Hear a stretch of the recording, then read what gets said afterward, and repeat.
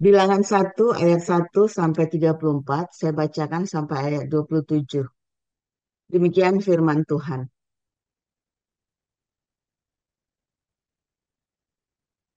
Tuhan berfirman kepada Musa di padang gurun Sinai dalam kemah pertemuan pada tanggal 1 bulan yang kedua dalam tahun yang kedua sesudah mereka keluar dari tanah Mesir.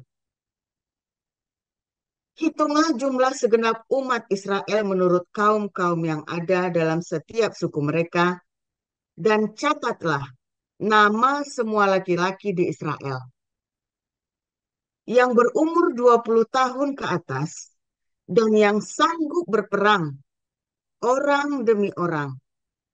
Engkau ini beserta Harun harus mencatat mereka menurut pasukannya masing-masing.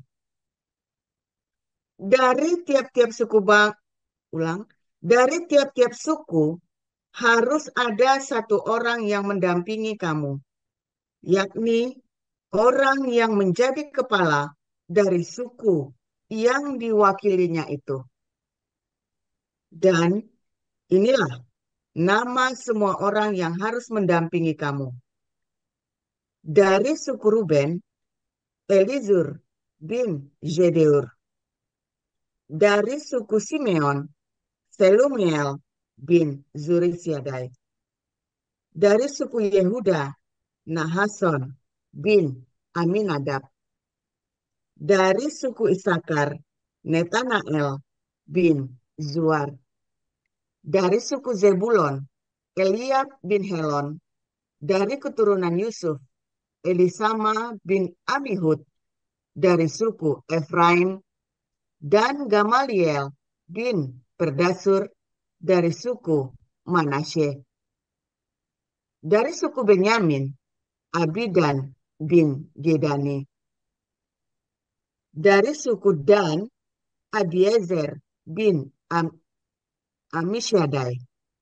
Dari suku Asher, Pagiel bin Ochran. Dari suku Gad, Eliasaf bin Rehuel. Dari suku Naftali, Ahira bin Enan. Itulah orang-orang yang dipilih dari umat itu, masing-masing sebagai pemimpin dari suku bapa leluhurnya.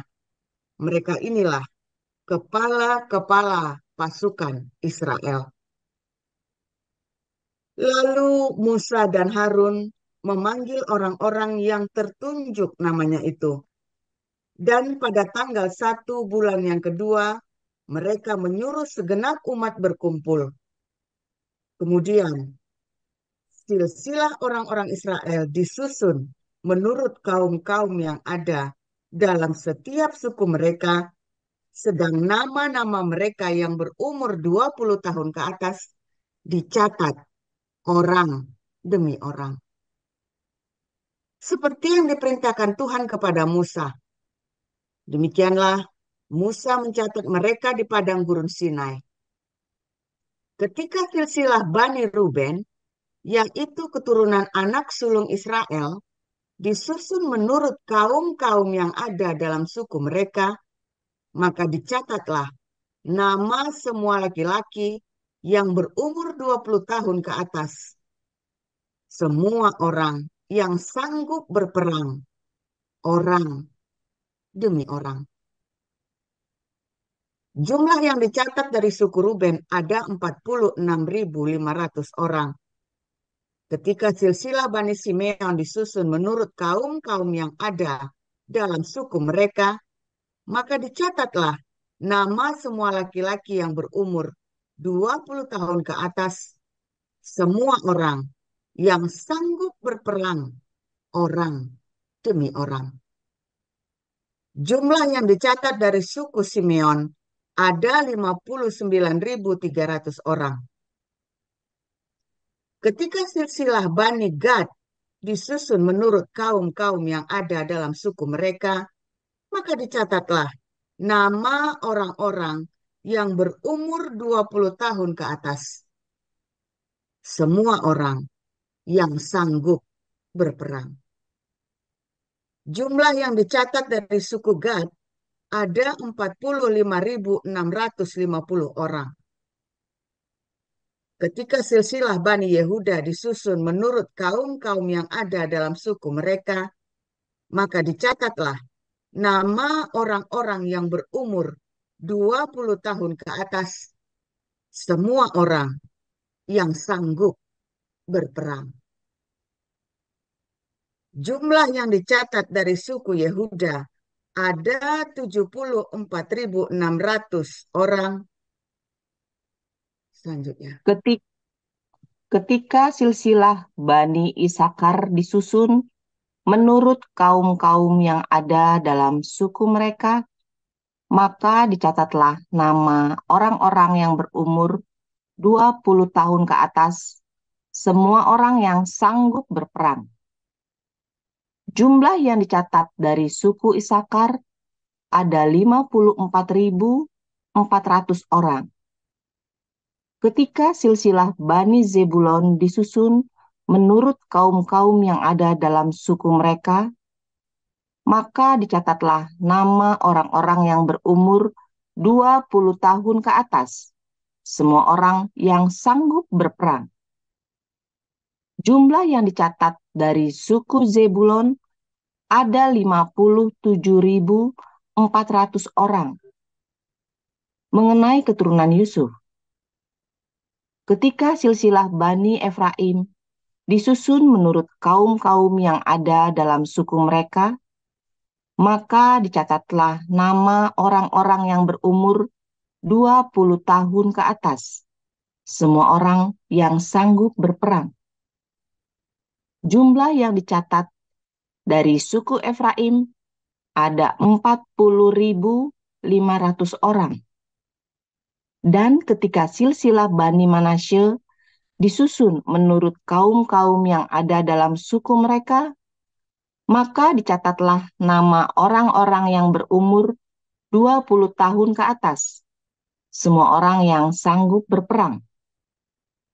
Jumlah yang dicatat dari suku Manasye ada 32.200 orang.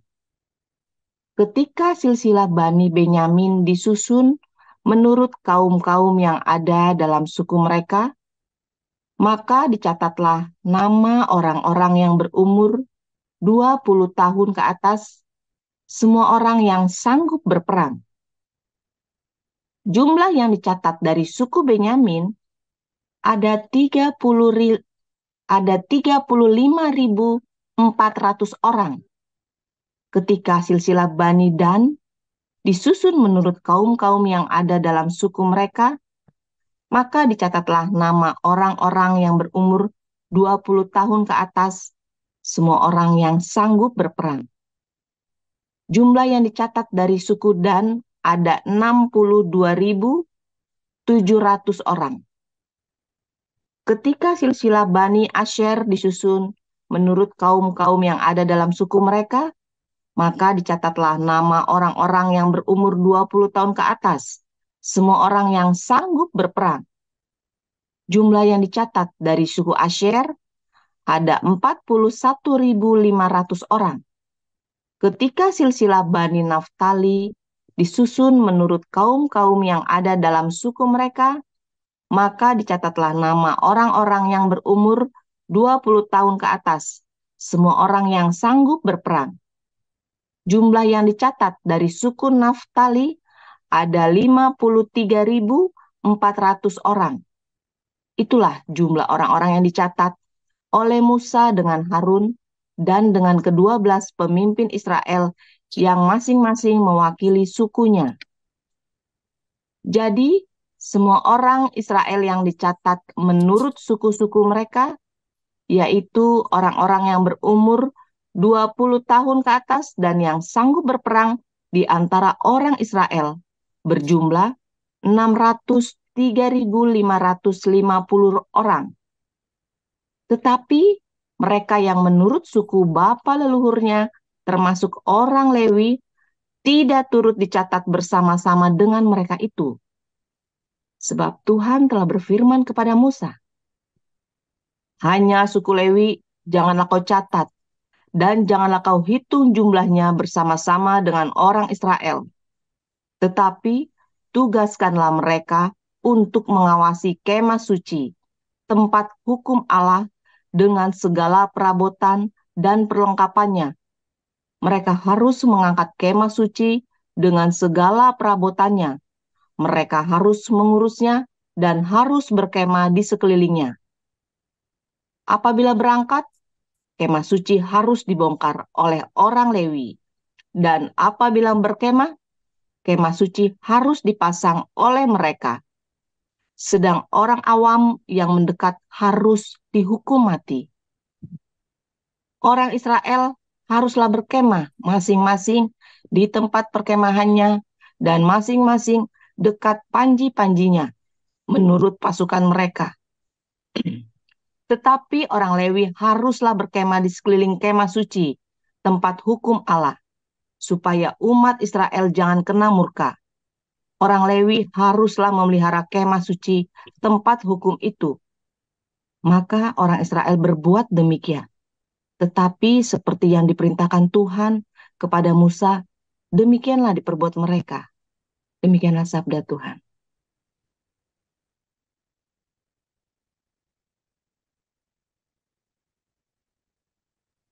Wahyu 7 ayat 1.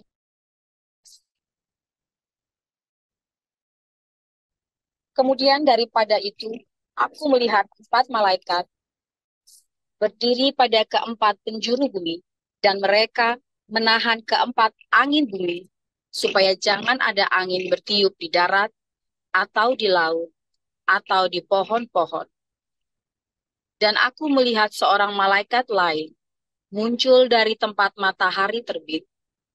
Ia membawa materai Allah yang hidup, dan ia berseru dengan suara nyaring kepada keempat malaikat yang ditugaskan untuk merusakkan bumi dan laut.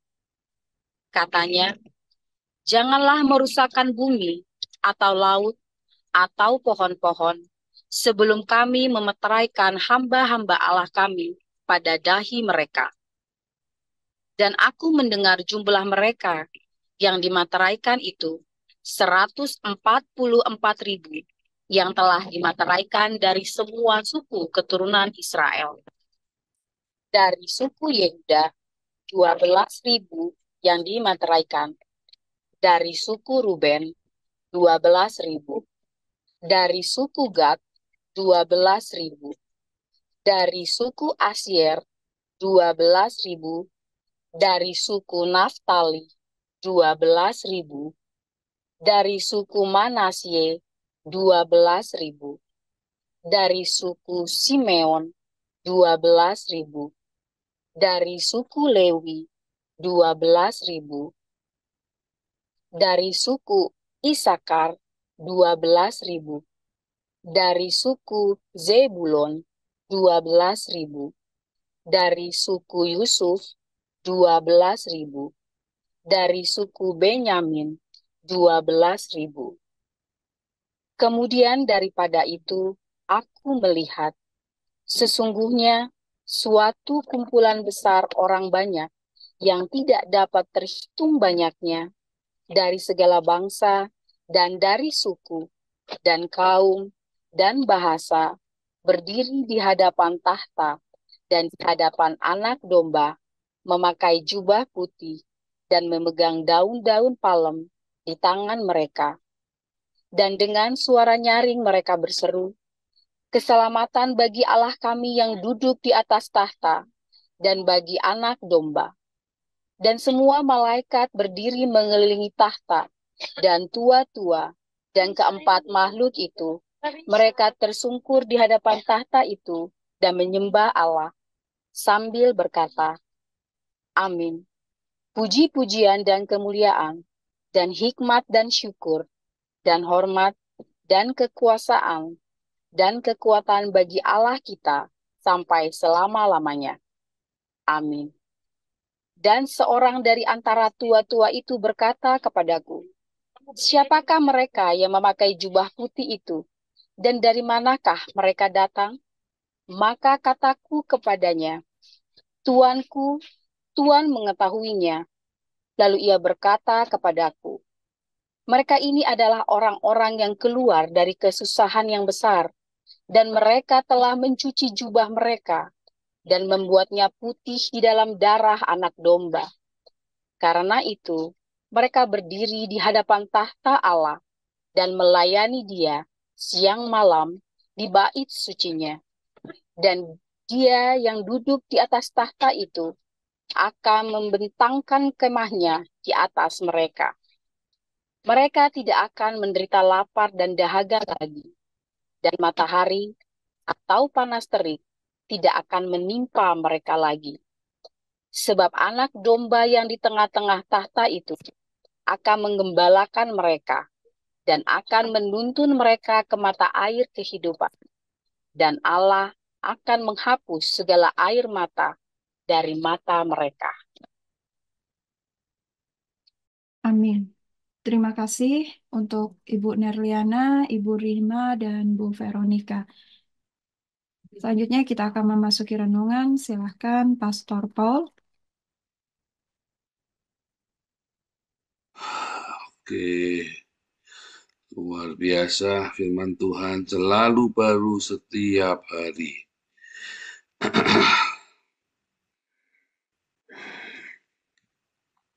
Sebentar ya, ini kok nggak bisa nyalain video. Oke. Firman Tuhan selalu baru setiap hari ketika kita menanti-nantikan Tuhan dengan penuh cinta dan penuh pengharapan di dalam kasih dan kekudusan. Ya, nanti setiap hari selalu ada yang baru. Saudara,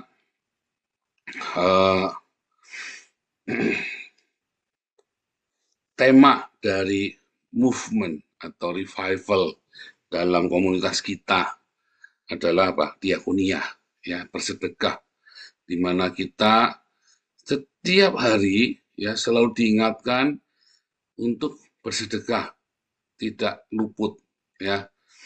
Nah, namun demikian, ya, untuk merawat cinta itu Anda harus bekerja, ya, karena ada banyak sekali orang yang menyepelekan dengan bekerja.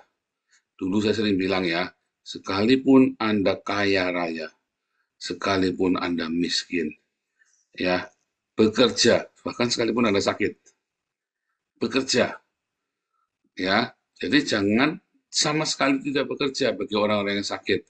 Yang kaya pun sama, mungkin Anda tidak perlu kerja sehari 8 jam, tetapi bekerjalah supaya ya itu menjadi gaya hidup, bekerja itu. Karena yang tidak bekerja jangan makan. Bahkan ketika Anda kaya raya sekalipun, Anda punya uang yang melimpah, Anda tidak bekerja, maka akhirnya kekayaan itu akan membuat jadi penyakit. Karena Anda tidak bekerja. Harus bekerja ya, saudara ya. Sebab kalau kamu makan terus, kamu tidak bekerja, yaitu isinya penyakit. Baik Anda yang diberkati dengan materi yang melimpah maupun Anda yang berkekurangan, Anda tidak bekerja, apapun yang Anda makan jadi penyakit. Makanya harus bekerja. Ya. Saudara, di dalam bekerja itu harus penuh dengan cinta. Dan dalam kehidupan yang bersahaja, itu nanti dalam pemuridan ya. Kalau pemuridan itu diajari nanti. Gaya hidup orang Kristen. Anda harus bekerja dengan penuh cinta. Ya, lalu dalam kehidupan sehari-hari Anda hidup bersahaja dan menjaga kekudusan. Supaya semua pekerjaanmu tiada yang sia-sia, tapi berbuah hasil. Karena kalau Anda bekerja dengan hidup tidak dalam kekudusan, kamu berzina, kamu melakukan hal-hal yang tidak benar ya, maka semua pekerjaanmu akan hancur sia-sia. Tapi kalau pekerjaanmu disertai dengan kasih dan kekudusan, maka pekerjaanmu akan diberkati. Gitu ya. Nah, tadi kita belajar lagi juga tentang hari ini tentang sensus. Orang Israel itu disensus ya sebelum masuk ke tanah Kanaan. Jadi waktu mereka mau masuk tanah Kanaan, maka dihitung dulu jumlah Semua orang-orang Israel dihitung, semua suku dihitung, ya tiada terkecuali. Nah, dihitung. Mengapa dihitung? Supaya mengerti, tahu jumlahnya berapa dan orang-orangnya ini siapa saja. Orang Yahudi itu paling suka membuat silsilah, ya, paling ketat di dalam hal silsilah. Bahkan sampai detik hari ini, ya, orang-orang Yahudi itu sampai detik hari ini dia bisa tahu silsilahnya dia sampai ke 12 suku itu sampai kemana. Bisa tahu ya mereka ya, dijaga benar. Itu bukan asal-asalan gotak-gatik gatuk kayak si Habaib itu, bukan ya. Itu benar-benar mereka punya catatan. Nah, tetapi kalau Anda melihat ya di akhir zaman itu nanti dihitung lagi ya, orang-orang Yahudi itu ya ada 144.000 orang kudus yang menjadi saksi Allah. Ya, tetapi suku Dan nggak ada. Nah, padahal di dalam kitab bilangan tadi suku Dan ada, tapi nanti di akhir zaman tiba-tiba kita kehilangan suku Dan.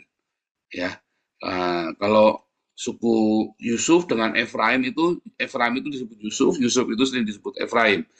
Ya, tapi suku Yusuf nggak ada. Kalau tadi di bilangan, suku Lewi tidak perlu tidak dicatat yang bisa perang, enggak, karena suku Lewi nggak ikut berperang. Suku Lewi itu disuruh mempersiapkan bait suci. Tapi di dalam perjanjian baru, ya suku Lewi itu sama sekali nggak dicatat. Hanya ada suku Dan itu nggak dicatat, ya hanya ada suku Lewi. Suku Lewi termasuk di dalam 144.000 orang kudus nanti yang akan memerangi antikristus. Nah, mana ya suku Dan-nya? Suku Dan ini ternyata adalah orang-orang yang menyembah berhala, saudara ya, dan tidak mau bertobat. Dia menaruh berhala-berhalanya, dia membuat berhala-berhalanya sendiri, sehingga suku Dan ini sempat ya menjadi dimusnahkan. Suku Dan ini menjadi kekejian bagi Tuhan.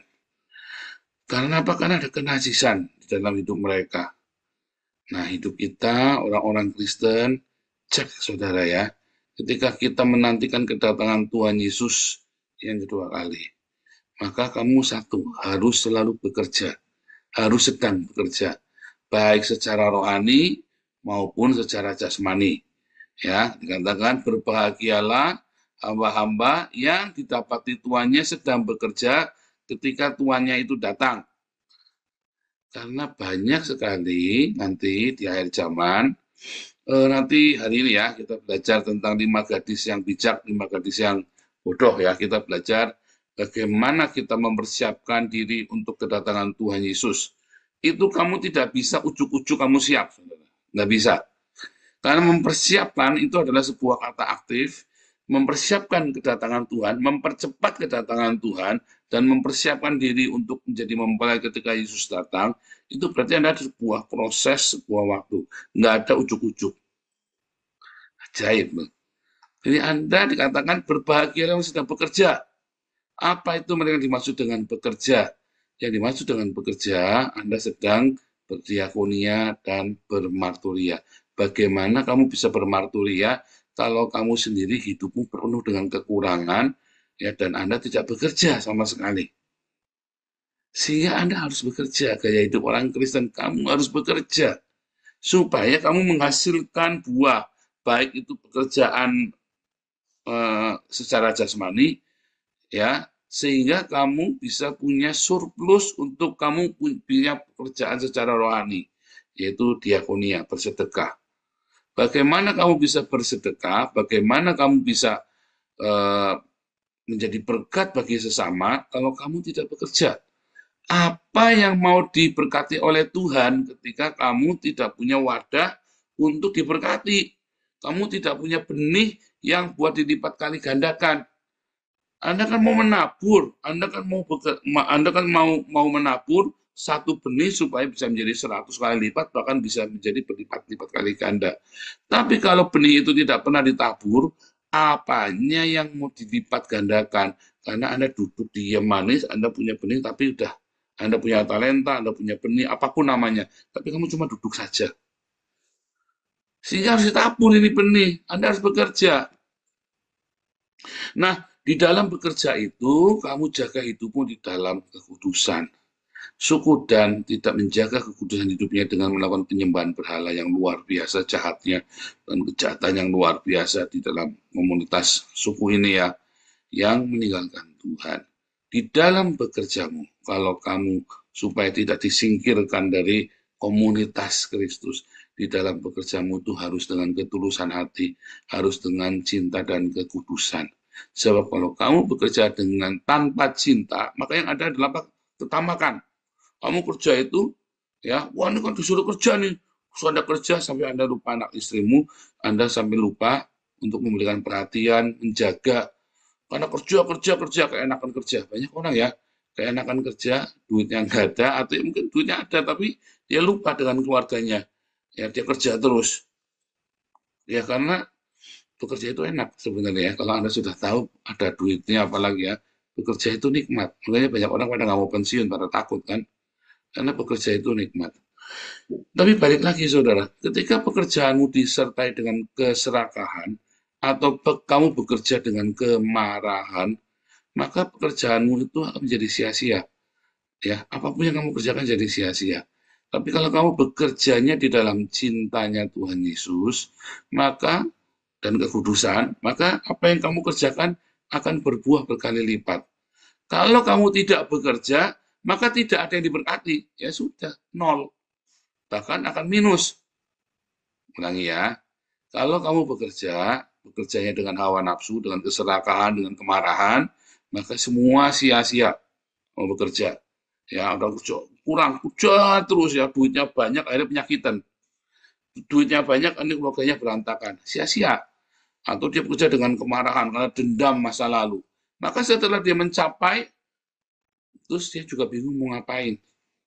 Tapi kalau kamu bekerja dengan penuh cinta, ya, bekerja dengan penuh cinta dan dengan menjaga hidupmu di dalam kasih dan kekudusan, maka ketika kamu mendapatkan sesuatu, benih itu berlipat kali ganda, ketika talenta itu berlipat kali ganda, maka kamu akan menemukan Tuhan di sana, di dalam pekerjaan.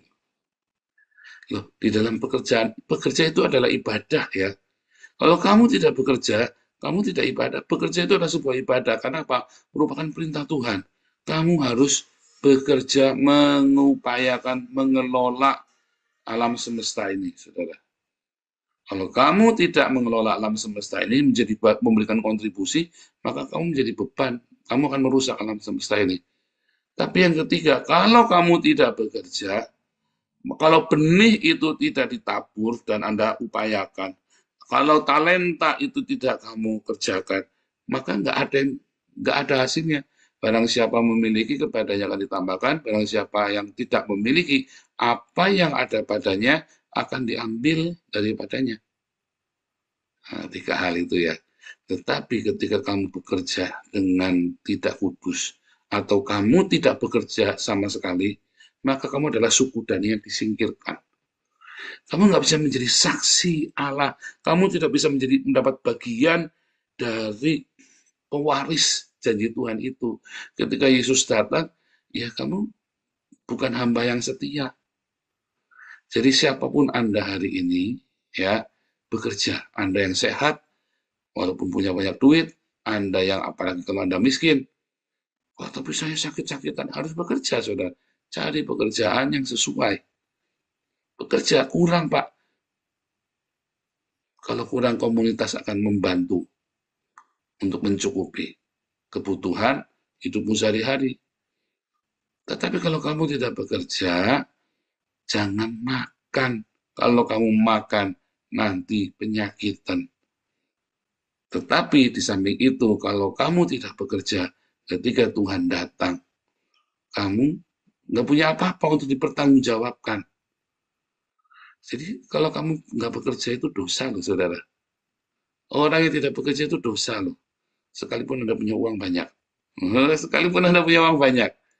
Karena Anda harus bekerja untuk menghasilkan, untuk berkontribusi bagi semesta ini. Ya, dan itu semua diperhitungkan, disensus. Ya, Anda bisa dimasukkan di dalam saksi Allah 144.000 orang kudus bagi orang Yahudi, tapi adalah simbol juga bagi kita bahwa ada orang-orang yang tidak dimasukkan ke dalam sensus itu, yang tidak termasuk dalam 144.000, 12 suku itu yang disingkirkan. Salah satu suku yang disingkirkan yaitu suku Dan, karena ada penyembahan berhala di situ, ada hawa nafsu di sana, ya. Tidak bekerja pun itu adalah sebuah hawa nafsu. Kemalasan itu hawa nafsu, ya. Malas itu hawa nafsu. Anda pikir Anda diam saja itu bukan hawa nafsu. Itu hawa nafsu. Kemalasan itu. Sehingga Anda tidak bekerja, tidak rajin bekerja.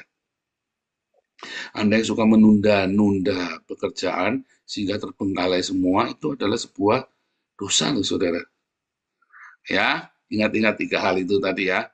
Bekerja dengan tamak itu salah. Bekerja dengan kemarahan karena dendam di masa lalu, Anda kerja-kerja itu salah. Tapi bekerjalah dengan cinta dan dengan di dalam kekudusan supaya diberkati. Tetapi tidak bekerja juga salah. Karena ketika kamu tidak bekerja, maka kamu tidak ada benih untuk diberkati, sehingga benih itu bisa berlipat kali ganda. Ingat-ingat itu. Dan itu sensus itu berlaku di akhir zaman. Sensus, ya, disingkirkan. Disingkirkan, saudara. Remove dari pewaris kerajaan surga. Ya, Tuhan Yesus memberkati.